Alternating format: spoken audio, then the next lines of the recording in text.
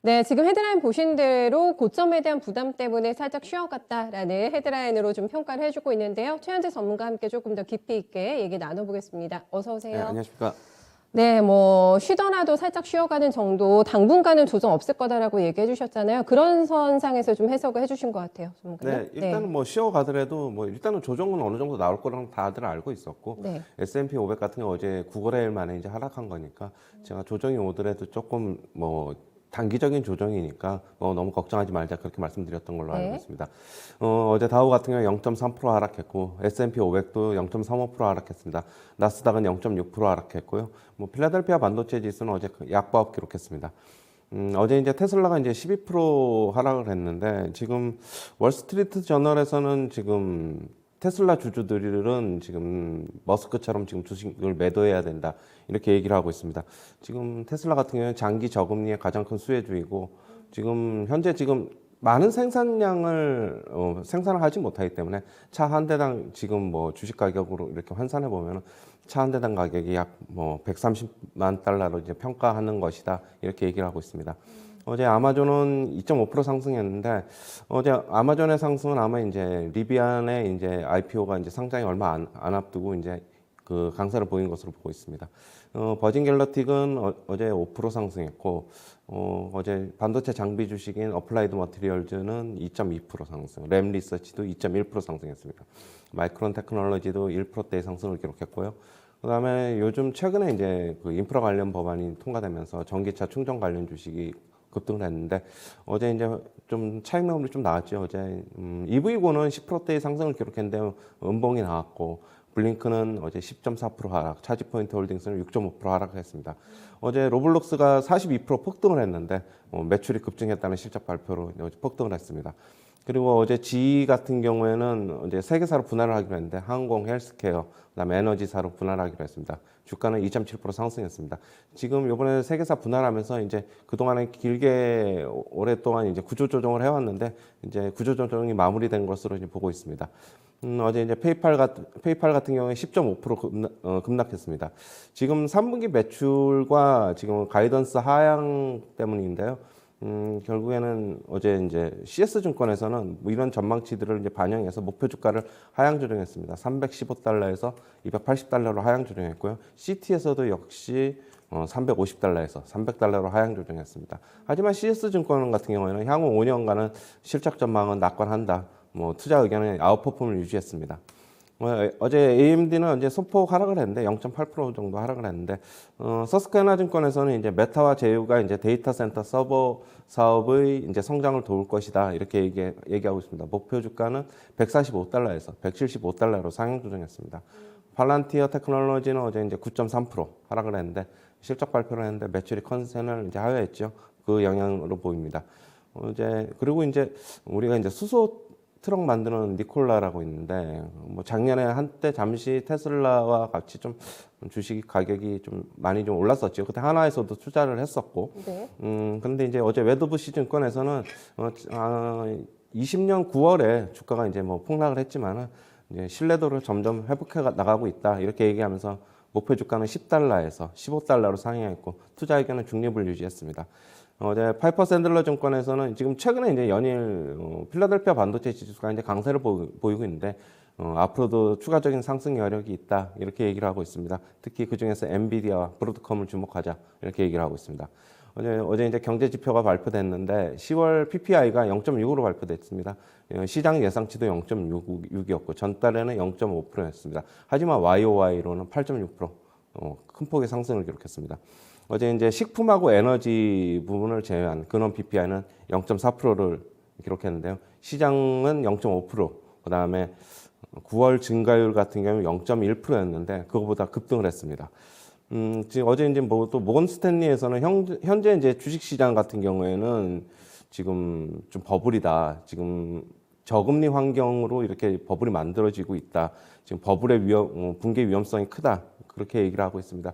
지금 22년 실적 전망치를 기준으로 해서 지금 기업의 밸류에이션을 보면은 좀 너무 높다.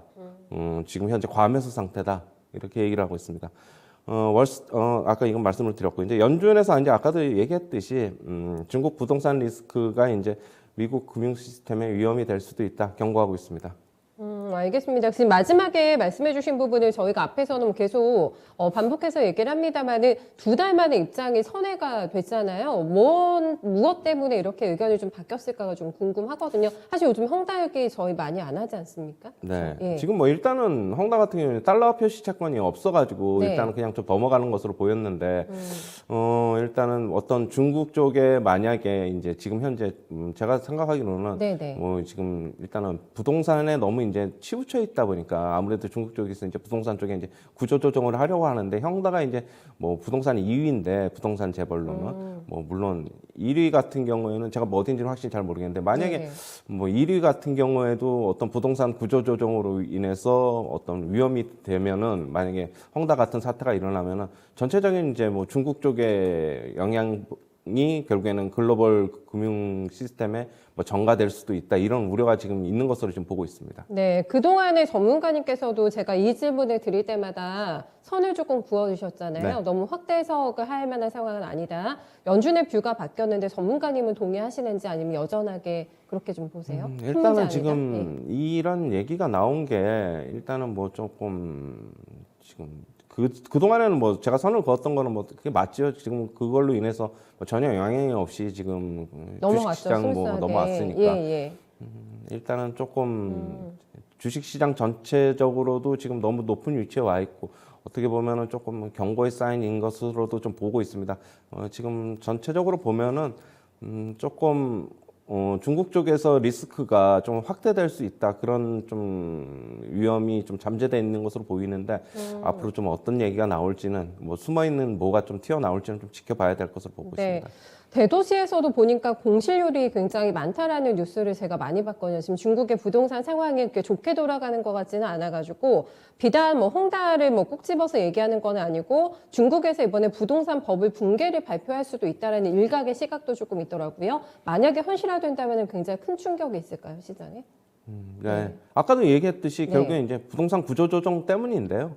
지금 뭐 중국의 부동산 버블은 뭐 하루 이틀 문제는 계속 아니지만, 오래 전서부터 계속 예. 이제 누적되어 온 거죠. 네. 그리고 그쪽으로 이제 경제에서 차지하는 비중이 너무 그렇죠. 높고 그렇다고 보면은 중국도 이제 그걸 이제 뭐 이제 버블을 이제 꺼트리려고 하는 건데 만약에 너무 급속도로 눌러버리면은 당연히 이제 그 글로벌 경제에 좀 위협이 될 수도 있을 것으로 보고 있습니다. 네.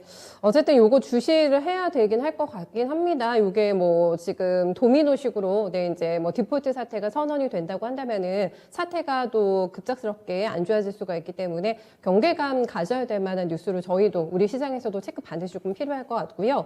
연준에서 지금 반기 금융안정 보고서를 내는 거 보니까 투자자들은 지금 중국이나 지금 코로나 문제보다는 인플레하고 연준의 정책에 대해서 더 긴장하고 있다. 이렇게 얘기가 나왔는데 인플레가 다시 수면 위로 떠오르게 되면서 PPI가 일단 한번 충격이 있었고 CPI가 굉장히 높게 나올 것 같다라는 관측이 있더라고요. 네. 예, 일단은 CPI 같은 경우에는 제가 어제 시장 예상치를 조금 이제 좀 잘못 말씀드렸는데 시장 예상치로는 지금 5.9를 예상하고 있고 저는 예측치가 어제 5.9입니까? 제가 예. 어제는 이제 4.4% 이제 후반대를 얘기했는데 높네요. 제가 조금 잘못 본 것 같고요. 예. 그렇게 본다면은 결국엔 6%대인데 뭐 시장 예상 저는 PPI가 이렇게 높게 나온 걸로 봐서는 CPI도 굉장히 좀 높게 높을 것 나올 같아요. 것으로 좀 보고 예. 있습니다. 결국에는 지금 뭐 인건비 상승이라든가 에너지 가격이 지금 PPI에 지금 영향을 준 것으로 보고 있습니다. 그 정도 수치가 나오게 된다고 한다면 시장 반응 어떻겠습니까? 지금 워낙에 많이 올라와 있는 상태잖아요. 뉴욕 증시가 6%대 나오면 어떻게 반응할까요? 6%요? 네, 지금 말씀해주신 그 정도의 예상치가 실제화돼서 나오면 어느 정도 반응했을까요? 일단은 뭐 지금 차익매물 나올 때니까 내일 같은 경우에 네. CPI에 반응을 할 것으로 보고 있고요. 내일도 일정 부분 약세를 기록할 것으로 지금 보고 있습니다. 지금 어차피 고점 부분에서 이렇게 뭐 나온 거 뉴스가 그러게요. 나온 거니까 네네. 저는 좀 일정 부분 영향이 있을 것으로 보고 있고 하지만 그게 이제 시장에 계속적으로 완전히 이게 고점이다가 아니라 일정 부분 그런 지표를 소화해 나갈 것으로 보고 있고 네. 다시 한번 뭐 나스닥, S&P 500 다우 같은 경우에 다시 한번 전고점 테스트할 것으로 보고 있고 거기서 테스트가 여의치 않으면 그게 고점일 것으로 보고 있습니다. 네. 외환 시장에도 지금 달러가 이게 CPI 나오고 나서는 상단을 뚫어버릴 수도 있겠다라는 예상도 함께 나오더라고요. 외환 시장도 좀 긴박하게 움직일 것 같다. 네. 만약에 그렇게 된다 그러면은 근데 지금 어제 원달러 환율 같은 경우도 별 영향이 없었는데 뭐 단기간에 뭐 한 번에 그냥 1,200원 레벨 테스트를 하지는 않겠죠. 네. 뭐 그렇지는 않을 것이라고 보고 있고 지금 우리나라 같은 경우는 11월 25일인가에 지금 금통이 열리는데 거기서 금리 인상할 것이고 뭐 일단은 원달러 환율 같은 경우에는 뭐 당분간은 지금 레벨에서 소폭 등락 거듭할 것이고 그렇게 보고 있습니다. 네, 알겠습니다. 결국에는 다 인플레로 귀결되는 문제이기 때문에 일시적이라도 너무 또 높이 올라가면 시장에서는 당황할 수가 있기 때문에 저희 정확한 또 수치 보고 이 시간에 조금 더 얘기 나눠보겠습니다. 저희가 뉴스도 전해드리고 있는 게 반도체 국내 기업들이 이제 공급망 병목 때문에 미국에서 요구한 자료 제출을 했잖아요. 그리고 공급망 병목을 해결하기 위해서 여러 가지 뭐 항만이라던가 조금 잘못된 거 뜯어 고치겠다. 바이든 대통령이 이렇게 얘기를 하면서 굉장히 이거를 적극적으로 해결할 의지를 나타내고 있더라고요, 전문가님. 네. 뭐 지금 그래서 이제 뭐 어떤 걸 말씀하시는지는 제가 잘 모르겠는데 네. 뭐 그러니까 인플레를 잡기 위해서 뭐 지금 지지율도 많이 내려갔다고 하니까 이런 노력들이 조금 가시화되면서 성과가 나올지가 좀 궁금합니다. 인플레가 공급망 워낙에 병목 강해서. 현상이요? 예. 차츰차츰 풀리고 있으니까 지금 뭐 컨테이너선 같은 경우에도 예전만큼 지금 어떻게 보면 병목 현상이 일어나고 있지는 않고 좀 해결이 됐나 봐요. 예, 서서히 해결돼 가고 있는 것으로 보고 네네. 있고 그렇게 보고 있습니다. 일단은. 알겠습니다. 고점 부담에 흔들린 종목들도 꽤 보였잖아요, 간밤에. 특히 테슬라는 어제 이 시간에 이제는 조금 챙기셔야 됩니다. 매도 사인을 내셨는데 오늘 굉장히 큰 폭의 조정이 나왔어요. 네. 어떻게 보셨습니까? 뭐 일단은 테슬라 같은 경우에는 뭐 조정이 나왔는데 뭐 다시 한번 1,200달러 선 한번 테스트할 것이고 그 선에서 팔면 되겠습니다. 예. 제가 뭐 지금 봐서는 테슬라 같은 경우에는 네. 뭐 어제 긴 음봉이 나왔는데 일단은 뭐 주의를 해야 되는 건 맞는데 뭐 그렇다고 해서 뭐 바로 지금 여기서 뭐 지금 21선 깨고 내려갈 것으로 뭐 깨도 뭐 아래로 뭐 지금 보면은 뭐 한 아래 하단인 지금 뭐 800달러까지 보이는데 만약에 거기까지는 바로 갈 것으로 보고 있지는 않고 지금 여기서 좀 등락을 거듭하면서 저는 소폭 좀 더 하락을 할 여지는 있습니다. 당연히 어제 뭐 기술적인 걸로 보면은 이제 고점마다 이제 조금씩 챙겨야 되겠죠. 알겠습니다. 1,200달러 근처에서 내가 팔았어야 되는데 못 팔았다 아쉬워하시는 분들은 굳이 지금 지금 따라가는 매도할 필요 없고 잠깐의 조정이기 때문에 조금 더 높은 가격단에서 팔 수 있는 기회 다시 한번 보셔도 된다고 합니다. 오랜만에 또 제너럴 일렉트릭 얘기가 나와가지고 뭐라고 해야 될까 생존에 대한 몸부림을 하고 있다고 해야 될까요? 3사 이번에 분할 배수진을 뒀습니다. 이거 추가적인 상승으로 이어질 수 있을까요? 지금 지희 같은 경우에는 2008년도에 지금 시가총액이 1위였죠. 이제 그 이후로 이제 몰락을 한 건데, 지금 구조조정이 지금 굉장히 좀 오랫동안 계속이 됐는데, 예. 이제 요번에 이제 3개사로 분할하면서 좀 몸집 줄이면서 이제 구조조정이 좀 마무리된 것으로 보고 있습니다. 하지만은 뭐 주가의 상승은 뭐 크게 좀 기대하기는 힘들고, 전체적인 어떻게 보면은 지금 항공이랑 에너지랑 헬스케어로 분할을 하는데, 이쪽에서 어떤 가시적인 성과, 어떤 뭐 좀 그게 좀 있어야 될 것으로 보고 있습니다. 알겠습니다. 추세 상승이라던가 뭐 완벽하게 리바운드는 아직은 힘들다라는 제너럴 일렉트릭에 대한 또 평가 들어봤습니다. 국내 증시에 간단하게 좀 코멘트 남겨주세요. 오늘 어떻게 준비할까요? 지금 현재 뭐 상당히 어렵죠. 어제 같은 경우에도 오전에 조금 어느 정도 좀 큰 폭으로 좀 상승하는 것 같다. 차익 매물에 밀려서 좀 내려오고 있고 지금 보면은 뭐 미국 증시에 따라가는 것보다는 결국에는 뭐 중국 증시에 좀 연동이 되고 있는 모습이기 때문에 여전히 그냥 저는 지지부진할 것으로 보고 있습니다. 지금 뭐 미국 증시가 뭐 소폭 하락을 했는데 그렇다고 해서 지금 또 크게 뭐 우리나라 증시 하락할 것으로 보고 있지는 않고 지금 아직까지 그냥 박스권 유지하고요. 11월 달 좀 지루한 박스권에서 종목 장세 계속적으로 나올 것으로 보고 있습니다. 네, 지지부진한 데서도 생존 전략을 세우다 보니까 조금 골치가 아프고 수익이 나기가 좀 힘든 상황인데 로블록스 얘기도 어제 시간 외에서 워낙에 폭등해가지고 국내 증시에서 영향을 많이 미쳤거든요. 메타버스 관련주도 움직였는데 생존 전략에 있어서 필수적으로 이거는 좀 봐야 된다라고 생각하시는 종목이나 섹터 있으세요?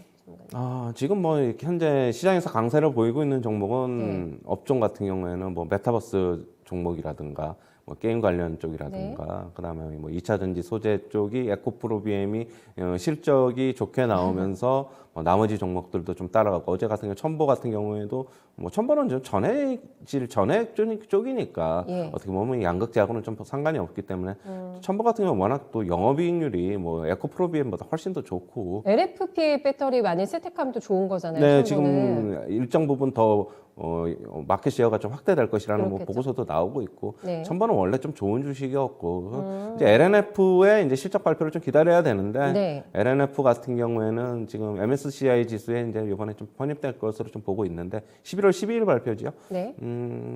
LNF가 어느 정도 실적이 나오느냐 뭐 지금 주가가 오른 거에 비해서는 실적은 솔직한 얘기로 뭐 지금 형편 없습니다. 형편 없는데 3분기에 실적에 좀 잘 나와야지 전체적인 2차 전지 소재 쪽이 어떻게 보면은 한 번 더 그렇군요. 분위기를 탈 수 있지 않을까 그렇게 보고 있습니다. 네, 오늘이 가장 싼 주식이라는 평가를 받고 있는 에코프로비엠에 대해서 여전히 차익 실현 관점이세요, 전문가님? 에코프로비엠은 지금 뭐 또 다시 정고 좀 넘었죠. 정고 좀 넘었는데 뭐 가지고 계신 분은 계속 가지고 계시는 그럴까요? 거고 뭐 네. 지금 신규로 들어가실 타이밍은 아닌 것 같고요. 뭐 신규로 네. 들어갈 거는 제가 뭐 나중에 뭐 어떻게 뭐 기회가 되면 한번 말씀드릴 거고 지금 에코프로비엠 같은 경우에는 뭐 일단은 가지고 계신 분은 지금 계속 홀딩입니다. 일단. 네, 뭐 용자의 선택이 되겠어, 신규 진입은. 다만 아직까지 나올 타이밍은 아니다라는 점 저희 들어보도록 하겠습니다. 전문가 수고 많으셨어요. 네, 감사합니다. 네, 뉴욕 증시에는 가격에 대한 부담에 대한 얘기는 계속 나왔는데 살짝 쉬어가는 움직임이 있었습니다. 바로 내일 이제 발표가 될 CPI에 대한 경계감이 상당히 높아진 때문이라고 할 수가 있겠는데요. 물론 선 반영 측면이라고도 볼 수가 있겠습니다. 하루 이틀 뭐 문제는 아니기 때문에 인플레 신경 조금 쓰셔야 될 것 같고요. 중국 문제 언급했습니다. 조금 더 민감하게 반응하는 게 우리 시장이기 때문에 전반적인 뭐 환경 자체는 그다지 여유롭지가 않은 상황이라고 할 수가 있겠는데요. 그렇기 때문에 조금 더 디테일하게 세밀하게 생존 전략 함께 연구해 보셔야 될 것 같습니다. 최현재 전문가와 함께한 모닝타임즈였습니다.